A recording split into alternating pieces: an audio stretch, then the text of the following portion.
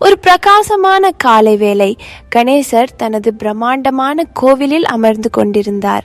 அவரை சுற்றி அழகான மலர்களும் அவரது மிக விருப்பமான இனிப்பு லட்டுக்களும் ஒரு மலை போல் இருந்தன. அவர் ஒன்றை எடுக்க முயன்ற போது கீழிருந்து ஒரு சிறிய கீச் கீச் சத்தம் கேட்டது. கீழே பார்த்தார். அங்கு பெரிய லட்டுவின் பின்னால் இருந்து தனது விசித்திரமான முகத்துடன் மூஷிக், அவரது நம்பிக்கையுள்ள எலி நண்பன், மேலே பார்த்து கொண்டிருந்தது.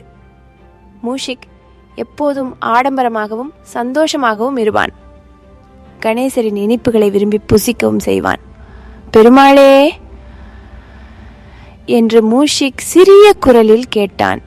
நான் ஒரு லட்டு மட்டும் எடுத்துக்கொள்ளலாமா? கணேசர் சிரித்தார்.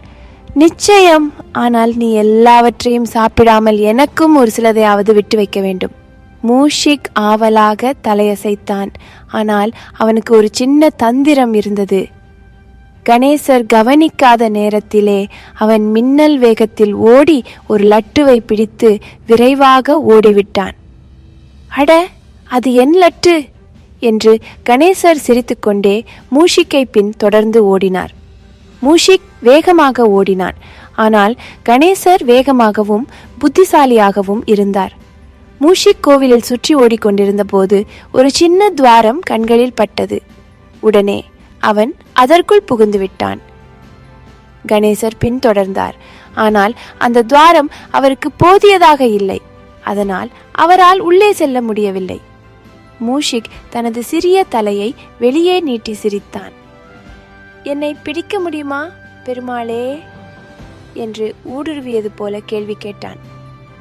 கணேசர் மெல்லிய புன்னகையுடன், நீ வேகமாக ஓடி இருக்கலாம் நண்பா, ஆனால் நான் உலகத்திலேயே மிகுந்த புத்திசாலி என்றார். அவர் அமைதியாக அமர்ந்து யோசித்தார். மூஷிக்கு விளையாடுவதும் மிடித்து விடுவதும் பிடிக்கும் என்பதை அவருக்கு தெரியும். ஆனால் பகிர்ந்து கொள்வதன் மகிமையும் அவன் புரிந்து கொள்ள வேண்டும். அதனால் கணேசர் ஒரு சலுகை வைத்தார். நாம் ஒரு ஒப்பந்தம் செய்வோமா என்றார். நீ லட்டுக்களின் பாதியை வைத்துக் கொள்ளலாம், ஆனால் நீ அவற்றை என்னுடனும் பகிர்ந்து கொள்ள வேண்டும்.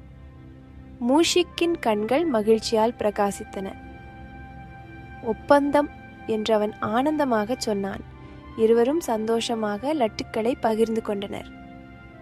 அந்த நாளிலிருந்து கணேசரும் மூஷிக்கும் ஒன்றாக பல அதிசயமான சம்பவங்களை சந்தித்தார்கள்.